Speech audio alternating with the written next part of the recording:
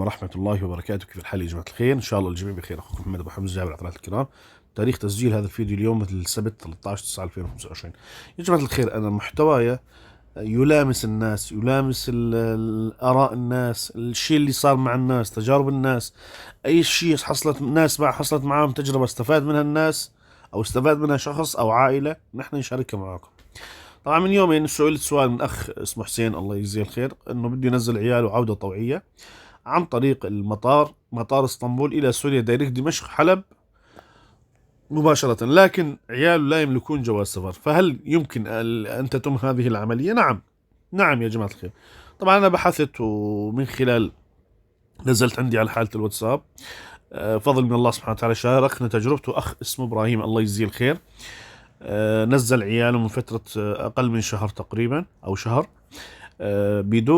بدون جوازات سفر، على الكملك وعلى ورقة العبور تبع القنصلية. طبعا حاليا أنا راح نسمعكم يعني كلام الأخ بالتفصيل، واللي عنده تجربة يشاركها معنا بالتعليقات. طبعا جماعة اليوتيوب، جماعة التيك توك، قناتي للأسف قناة اليوتيوب وقفوا لي، جمدوا لي تماما.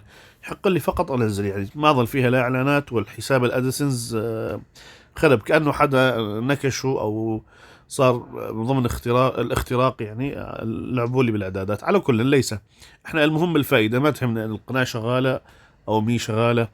نزل عياله طوعي طيران من اسطنبول الى سوريا مباشره. التفاصيل تابعوا الفيديو. الاخ ابراهيم جزاك الله خير على مشاركتك التجربه. التاريخ 13/9/2025. طبعا يا جماعه الخير، قناتي على التيك توك هي هي، تمام. اتمنى انكم تتابعوني تماما من دون اي تردد. اعطوا متابعة اكسبلور. هي قناتي على اليوتيوب ايضا، محمد ابو حمزة جابر عطرات الكلام. ايضا اتمنى تدعموني. طب هي رد الشاب طبعا. السلام عليكم اخي ابو حمزة، انا بعثت عيالي على سوريا مباشر من مطار اسطنبول الجديد. الامور روتينية، بعد ما تجيب ورقة العودة الطوعية من ادارة الهجرة تروح على المطار بالموعد الحجز تبعك، وتاخذ التيكت، وتروح بعدها على ادارة الهجرة بالمطار. في مكتب لإدارة الهجرة ضمن المطارات يا جماعة الخير، يختموا على التيكت وتروح على بوابة رقم 61. هاي حصرا لأصحاب الكملك. طبعا أنا جبت ورقة عبور من القنصلية ودققوا على التاريخ إنه مو مكتوب تاريخ الولادة، تمام. وبعدها كان عندي صورة الكملك وأخذوا منها التاريخ ومشوها. كتبت له أنا إبراهيم، يعني عيالك طلعوا طيران من اسطنبول إلى دمشق، ما عندهم جواز سفر، فقط ورقة العبور من القنصلية زائد ورقة العودة الطوعية. كم كلفتك؟ بناتي ما عندهم خالص، بس زوجتي عندها، بس ما طلعت الجواز ابدا. يعني وقت يشيك بس ورقة العبور، يدقق لان يحطون صورة والاسم، بس لان ما عليها تاريخ قال لي ما يصير. بعدها طلعت له صورة الكملك ومش الحال، اخذ من التاريخ ومش الحال. طبعا نسمع كلام الاخ ابراهيم الله يجزيه الخير. السلام عليكم، شلونك اخوي ابو حمزه؟ شو اخبارك؟ خيو انا بعثت عائلتي من فتره، يعني من اقل من شهر بعثتهم. الامور كانت من المطار يعني جدا روتينيه حسب الشركه اللي انت قاطع بها. انا كنت قاطع بالطيران السوري. الطيران السوري اسهل لك تفوت من البوابه رقم 7 لانه يصير المكتب مقابلك. فالطيران السوري البوابه رقم 7 تفوت منه.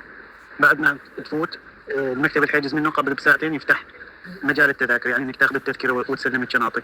فانت اول شغله تعملها تسلم الشنطه وتاخذ التذكره. بعدين بس اخذت التذكره تروح لاداره الهجره. اداره الهجره ياخذون منك الكملك وورقه العبور لانه انت ما عندك جواز سفر، ويعملوا لك تشيكيش، يختموا لك على التذكره نفسها ختم لونه احمر. بعد ما تاخذ التذكره المختومه من اداره الهجره تروح على البوابه رقم 61. هاي حصريا لاصحاب الكملك، يعني ما تقدر تطلع الا منها. فيشيك عليها ويفوتك بعدها على الطياره. طبعا ما يفوتك على الطياره الا قبل بنص ساعه او ثلاث ارباع الساعه. وقت تسليم الشنطه يعني ما يدققون على الوزن، يعني عندك كيلوين ثلاثه زياده ما يدققون على، عندك عربيه اطفال يمشوا لك اياها، يعني ما دققوا علي بهاي المواضيع. فهمت علي شلون؟ اذا شايل شنطه نوب بايدك، اذا شايل اكثر من الوزن بشوي عادي. وبيغادي يعني وين كل مكان حاطين بيه ميزان، يعني تقدر تضبط باغراضك وتقدر تضبط توزن الشنطه على الوزن اللي بدك اياه انت، حتى اذا ما كنت عامل حسابك. هاي تجربة اخونا ابراهيم الله يجزيه الخير. اي حد عنده سؤال او استفسار، جماعة التيك توك، اليوتيوب، فيسبوك، اترك تعليقك اسفل هذا الفيديو. اللي عنده تجربة مفيدة للناس يعلق لنا، اللي خارج يسجل لنا فيديو بتجربته تكون مفيدة للناس فعليا واستفاد منها، بموضوع العودة الطوعية او اي موضوع إن كان مفيد للناس بشكل عام، مواضيع الهلال الاحمر، مواضيع المساعدات. يراسلني على الخاص على التيك توك أو على الماسنجر بالفيسبوك، جماعة اليوتيوب والتيك توك أيضا. أي حدا عنده أي ملاحظة بشكل عام، طبعا قناتي هي قناة بسيطة جدا، يعني تحاكي الواقع، ما فيها التنمق والما بعرف إيش. فأتمنى اللي عنده شيء خير يحكي، اللي ما عنده شيء، اللي ما عنده شيء خير لا يحكي، لأن والله الكلمة تؤثر. السلام عليكم.